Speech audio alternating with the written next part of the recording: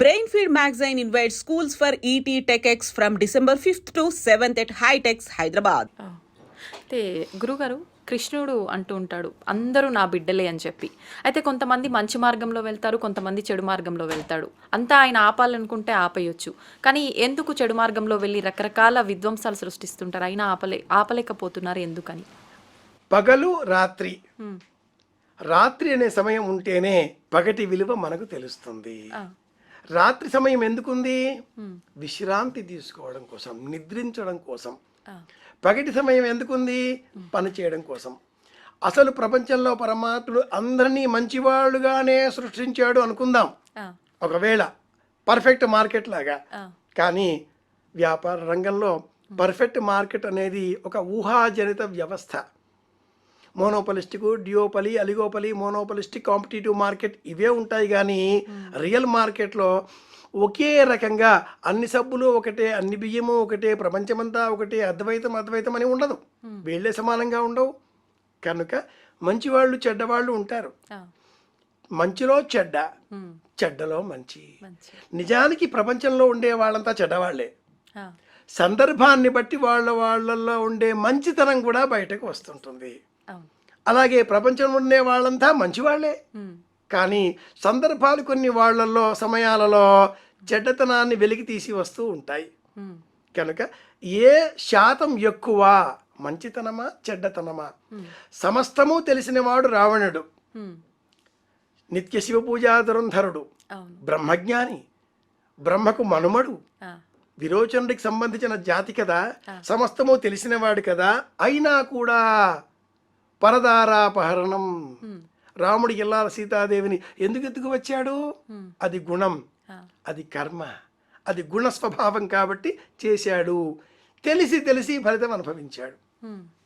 ఇతరుల రాజ్యం తీసుకోకూడదు తెలిసినా కూడా దుర్యోధనుడు యుద్ధం చేశాడు, అనుభవించాడు. ఇప్పుడు వాళ్ళకి అంత జ్ఞానం ఉంది కదా గురువుగారు, ఇలాంటి తప్పు త్రోవ పట్టేటప్పుడు ఆ జ్ఞానం వాళ్ళకు నేర్పిన విలువలు ఉంటాయి కదా, ఎలా వెళ్తారు తప్పు మార్గంలోకి మళ్ళీ? వాళ్ళ దాకా ఎందుకు? యువత, మీరు, మేము, మనమందరం కూడా అనుకోని బలహీన క్షణాలలో ఏదో ఒక మాట అనేసి అరే రే అలా అనాల్సి ఉండేది కాదే అని పశ్చాత్తాపపడని క్షణాలు లేకుండా ఉంటాయి ఆ జీవితంలో? ఉండవు. తప్పకుండా అలా పశ్చాత్తాపడతాం. ఈ సమాధానం క్లాసులో ఎగ్జామ్ హాల్లో ఉన్నప్పుడు గుర్తుకు వచ్చి ఉంటే నేను ఐఏఎస్ ఆఫీసర్ని అయ్యేవాడిని, బయటికి వచ్చాక గుర్తుకు వచ్చింది అరే రే అనుకోని క్షణాలు కూడా ఉండవు. అవి కూడా ఉంటాయి. అన్నీ సమానమే. కనుక బలహీనత లేని వ్యక్తి ప్రపంచంలో లేడు. పదవికి పడిపోని వ్యక్తి ప్రపంచంలో లేడు. నాకు అక్కర్లేదు అన్న వ్యక్తులు కూడా, నేను ₹1 పైసా ఏమి తీసుకున్న వ్యక్తులు కూడా మళ్ళీ ఏదో వంగతో తీసుకునేదే ఈ ప్రపంచం. ఏ ప్రవచనకారుడు కూడా ₹1 వేస్తూ రూపాయి మీద మనసు పెట్టుకోకూడదు, రూపాయలు శాశ్వతం కాదు. జేబులో ఉండే ఒక ₹100 కాగితాన్ని తీసి ఇలా చించేయమని చెప్పండి, ఎవరూ చించరు. కాబట్టి లోకం ఏమిటి అంటే వాస్తవం వేరు, వివేచన వేరు. ప్రతి వ్యక్తిలో కూడా 2 గుణాలు ఉంటాయి. ఏ శాతం ఎక్కువ అనేదే ఇక్కడ కౌంటబుల్ అని చెప్పాలి. పరమాత్ముడికి మంచితనంగా ఉంటే ఇష్టం, నమస్కారం చేస్తే ఇష్టం. నమస్కారం చేయని వాడు కూడా పరమాత్ముని కుమారుడే. అమ్మాయి, ఓ తండ్రికి 2 కొడుకులు, ఓ నమస్కారం చేస్తాడు, నమస్కారం చేయడు. ఆ తండ్రి నమస్కారం చేసిన వాడి పట్ల మంచి భావంతో ఉంటాడు, వీడు గుడ్ బాయ్ అంటాడు. కానీ యాజ్ ఎ రియల్ ఫాదర్ ఎవడైతే ఈ నమస్కారం చేయని కొడుకు ఉంటాడో వీడిని ఎలా బాగు చేయాలా అని ఆలోచిస్తుంటాడు కదా. చిన్న ఉదాహరణ చెప్తాను. గజేంద్ర మోక్షంలో మొసలి తన ఇంట్లో తానుంది.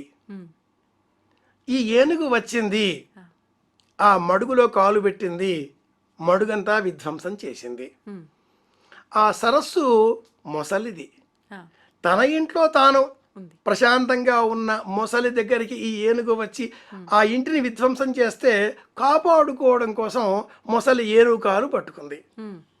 మరి ఇప్పుడు దోషం చేసింది మొసలి లేక ఏనుగు? ఎవరు? పరమాత్ముడు దిగి వచ్చి మొసలిని ఖండించి ఏనుగుని రక్షించాడని చెప్పడంలో అర్థం ఏమిటి? ఎందుకు ఇలా చెప్తున్నాయి మన పురాణాలన్నీ కూడా? అంటే ఒక తపస్సులో, ఒక దీక్షలో ఉన్న మొసలిని అంతం చేసి ఆ మొసలికి మరుక్షణమే కైవల్యాన్ని ప్రసాదించాడు ఈ పరమాత్ముడు. ఏనుగును విడుదల చేసి పూర్వజన్మ స్మృతి కలిగించాడు ఈ పరమాత్ముడు. పూర్వజన్మ స్మృతి ఏనుగుకున్నది. హుహు అనే గంధర్వుడు శాపవశాత్తు మొసలిగా ఉన్నాడు. లేదు, నిరంతరం రామ రామ రామ రామ అన్న రామదాసుకు కనిపించకుండా ఆ పరమాత్ముడు తానీషాకు కనిపించాడే. పరమాత్ముడి లీలలు ఇలా ఉంటాయి. ఇద్దరు కుమారులే. నమస్కరించని కుమారుడిని హింసించి శిక్షించి ఎలా మన వైపుగా మార్చుకోవాలా అన్న ప్రయత్నం చేస్తాడు పరమాత్ముడు. ఈ అన్నింటికీ మూలం జ్ఞానం అనుకుంటే ఆ జ్ఞానాన్ని మనలో పెంచేది, అజ్ఞానాన్ని తొలగించేది భగవద్గీత. భగవద్గీత అధ్యయనం చెయ్యాలి. అయితే గురువుగారు డబ్బు అన్నారు కదా, నాకు ఒక క్వశ్చన్ ఏంటంటే, ఇప్పుడు డబ్బు లేనిది ఏది కొనలేం. ప్రస్తుత సమాజంలో సంతోషం ఉండాలి, డబ్బు ఉండాలి, కానీ డబ్బుతో సంతోషాన్ని కొనలేము. అలా అని డబ్బు అవసరం లేదా అంటే కాదు. నిజంగా అసలు ఈ డబ్బు విషయంలో చాలామంది రకరకాల దుర్మార్గాలు, అధర్మ మార్గంలో డబ్బు సంపాదించడము. కొంతమందిలో ఏముంటుంది అని అంటే, వాళ్ళు ఎంత అధర్మంగా సంపాదించినా కూడా వాళ్ళే బాగున్నారు, మేమెంత మంచిగా నిజాయితీగా ఉన్నా కూడా మాకు ఎదుగుదల లేదు, మేమే ఇబ్బందులు పడుతున్నాము అని అంటుంటారు. దాని గురించి ఏం చెప్తారు? డబ్బు భౌతికమైన అవసరాలను తీరుస్తుంది. సంతోషం, సుఖం, ఆనందం అనేవి మూడు. ఈ మూడింటిని నిజంగా వరసలుగా పేరిస్తే సుఖం, సంతోషం, ఆనందం, ఇది నిజమైన వరస. డబ్బు ద్వారా శరీరానికి మనం కల్పించేటటువంటి సౌకర్యాలు సుఖాన్ని కలిగిస్తాయి. తర్వాత స్థితి, ఈ సుఖం పొందేటటువంటి మానసిక స్థితి సంతోషం. ఈ రెండు కాకుండా ఆత్మకు సంబంధించిన అంశం ఆనందం. నీతిగా, ఒక నిజాయితీగా తన జీతంతో తాను బతికే వ్యక్తికి ఆనందం ఉంటుంది. నీతి తప్పి అన్యాయ మార్గాల ద్వారా డబ్బు సంపాదించిన వ్యక్తికి సుఖం ఉంటుంది. సుఖం ద్వారా కారులో వెళ్ళొచ్చు, విమానాలు కొనుక్కోవచ్చు, ప్రపంచ పర్యటన చేసి రావచ్చు. మన వద్ద ఉండే డబ్బుతో ప్రపంచంలో ఓ దేశాన్ని కూడా కొనవచ్చు, కానీ కాసింత ఆక్సిజన్ కూడా కనుక్కోలేక వ్యక్తి చనిపోయాడు అని ఆ మధ్యన ఎవరో చెప్తారు. ఉదాహరణలు బాగానే ఉంటాయి, వింటూ ఉంటాయి. ఇవన్నీ కూడా భగవద్గీత ద్వారా వచ్చే జ్ఞానాలే. సుఖం శరీరానికి డబ్బు అందించేది, మనస్సు సంకల్పం చేసేది సంతోషం. ఈ రెండూ కాకుండా ఆత్మ సంతృప్తి, ఇది నీతి నిజాయితీల ద్వారా మాత్రమే వస్తుంది. కానీ ప్రస్తుత కాలంలో ఇందాక మీరన్న ఏదైతే సుఖం ఉందో, కార్లు బంగ్లాలు తిరగటం, ఇదే ఆనందం అనుకుంటున్నారు. ఇది ఆనందం అని అనుకుంటున్నారు. ఈ కారణంతో డబ్బు ద్వారా వచ్చే సుఖం ద్వారా వచ్చే రోగాలు కూడా అనుభవిస్తున్నారు. వాళ్ళ మనసులో ఏముందో ప్రపంచానికి తెలియజెప్పలేనటువంటి పరిస్థితిలో ఉన్నారు. నిర్భయంగా నిద్రించలేరు, నిర్భీతిగా జీవించలేరు. డబ్బు పెరిగే కొద్దీ భయం పెరుగుతుంది, భయంతో భక్తి వస్తుంది. డబ్బు లేదు, ఇష్టంతో బతుకుతారు. కుటుంబం పట్ల, కుటుంబంలో ఉండే సభ్యుల పట్ల ఇష్టం పెరిగితే ప్రేమలు పెరుగుతాయి.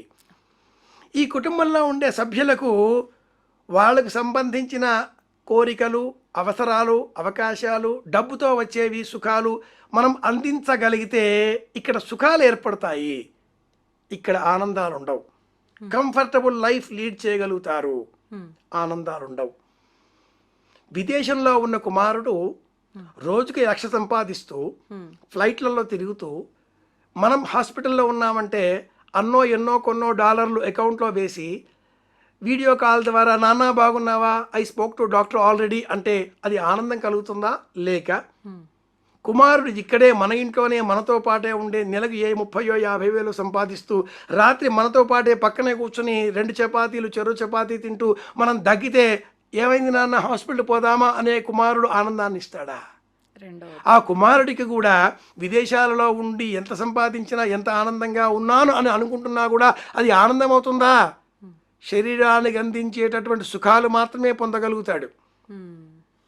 చరవాణి ద్వారా, వీడియో కాల్ ద్వారా తండ్రిని చూచి అయ్యో అనుకుని బాధపడేటటువంటి సమయంలో ఆనందం ఉండదు, దుఃఖమే ఉంటుంది. అందుకే పూర్వకాలంలో కష్టమో సుఖమో కలో గంజో కలిపి తాగుదాం, కలిసే ఉందాం, ఎక్కడ పోతావు నువ్వు అనేవాళ్ళు. ఇప్పుడు డబ్బు ఆశతో, సుఖాలపైన వ్యామోహంతో, భౌతిక అవకాశాలు అందించేటటువంటి కోరికలపైన మక్కువతో రెక్కలు ఉన్నాయి కదా అని ఎగిరిపోయి, రెక్కలు విరిగిపోయి కాలిపోయి నీలన పడుతున్న యువతకు సంపాదించండి, ఉన్న చోటే సంపాదించే ప్రయత్నం చేయండి. ఇది మన దేశం, ఇది నా రాష్ట్రం, ఇది నా గ్రామం, ఇది నా కుటుంబం, నా తల్లి తండ్రి, నా భార్య, నా కుమారుడు, నా సంతానం, నేను, నా కుటుంబం అనే షల్, ఇది ఇంపార్టెంట్. ఇది బోధించేది భగవద్గీత. సుఖం, సంతోషం, ఆనందం. డబ్బు ద్వారా సుఖాలు పొందుతాం, నీతి నిజాయితీ ద్వారా ఆత్మసంతృప్తితో ఆనందం పొందుతాం. ఈ రెండింటి మధ్య ఊగిసలాడే మధ్యతరగతి జీవులు ఉన్నారు. ఒక్కోసారి తప్పు చేస్తారు, సంపాదించేస్తారు, మళ్ళీ అమ్మమ్మో మనతోటి కాదు అంటారు.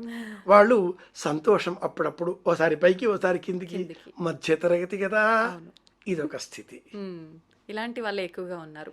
కాబట్టి వీళ్ళు అటువైపు వెళితే ఆనందం, ఇటువైపు వెళితే సుఖం. ఎక్కువ సంఖ్యలో ఉండే మధ్యతరగతి వాళ్ళు నీతి నిజాయితీతో ఆనందం పొందుదామా, తప్పి సుఖాల వైపు మొరలుదామా, మీరే నిర్ణయించుకోవాలి. అయితే అసలైన ధనికులు, అసలైన పేదవాళ్ళు అనంటే మనం ప్రస్తుతం డబ్బుగానే చూస్తున్నాం. డబ్బు ఎక్కువగా ఉందంటే వాళ్ళు ధనికులు, బాగా ఉన్నవాళ్ళు. డబ్బు లేదు అంటే వీళ్ళు కటిక పేదవాళ్ళు. ఇలానే అసలు నిజంగా మన ధర్మం ప్రకారంగా మన శాస్త్రంలో ధనిక పేద గురించి ఏం చెప్పబడిందండి? శాస్త్రంలో భగవంతుడు ధనవంతులను చూడడు, మరి ఎవరు చూస్తాడు? పత్రం పుష్పం ఫలం తోయం, మనస్సును చూస్తాడు. శ్రవణం కీర్తనం విష్ణోస్మరణం పాదసేవనం వందనం అర్చనం దాస్యం సఖ్యం ఆత్మ నివేదనం. 9 భక్తి మార్గాలలో 9వది ఆత్మను సమర్పించడం. కన్నులు మూసుకున్న ఒక పేదవాడు ఏడుకొండలవాడిని మనసులో నిలుపుకొని 2 చేతులు జోడించి ఏడుకొండలవాడ వెంకటరమణ గోవిందా ప్రశాంతత పొందుతాడు. డబ్బు గలవాడు తిరుమలకి 10 సార్లు వెళ్ళి ఫోన్లు చేయించి లైన్లలో కాకుండా డైరెక్ట్గా వెళ్ళి స్వామిని అరగంట చూచి, అరగంటలో 50 ఫోన్ కాల్స్ మిస్ కాల్స్ ఉంటే బయటికి వచ్చి అంతకు రెట్టింపు ఉద్వేగపడతాడు. కనుక ఆత్మశాంతి పొందాలి అంటే, ప్రశాంతత మనకు లభించాలి అంటే, ఆత్మ ప్రశాంతంగా పరమోన్నతంగా ఆలోచించగలగాలి, గుండెలపైన చేయి వేసుకుని ప్రశాంతంగా నిద్రపోవాలి అంటే నీతి నిజాయితీలే ఆధారం. అవే మనిషికి బలం.